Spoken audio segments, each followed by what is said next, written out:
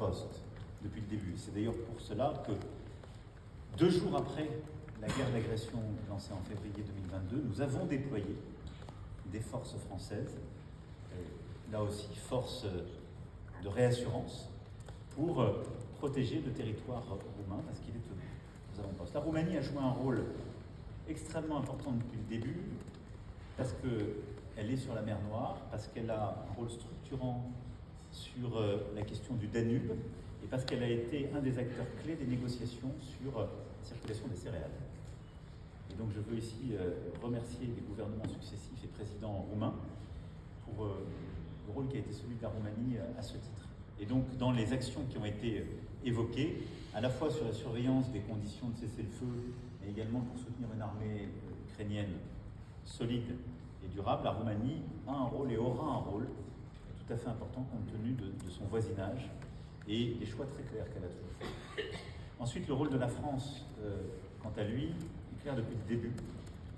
Nous sommes un des pays fondateurs de notre Union européenne. Nous sommes un pays membre permanent du Conseil de sécurité des Nations Unies, doté de l'arme nucléaire, avec un format d'armée complète qui est aujourd'hui l'armée la plus efficace d'Europe.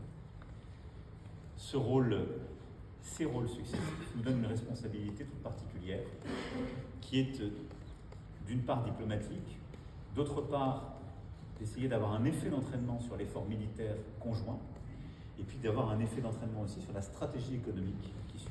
Et au fond, ce que nous croyons depuis plusieurs années, c'est que notre Europe a besoin de plus d'indépendance technologique et économique, agricole et industrielle, militaire, dans le contexte géopolitique qui est ici.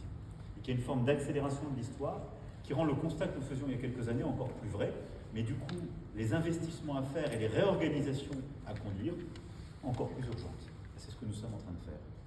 Et donc, nous devons être aux avant-postes sur la question de l'Ukraine et de notre sécurité collective, mais nous devons mettre la même intensité dans le travail pour notre compétitivité, pour notre réindustrialisation, pour notre innovation, notre agriculture, et puis la défense des Européens.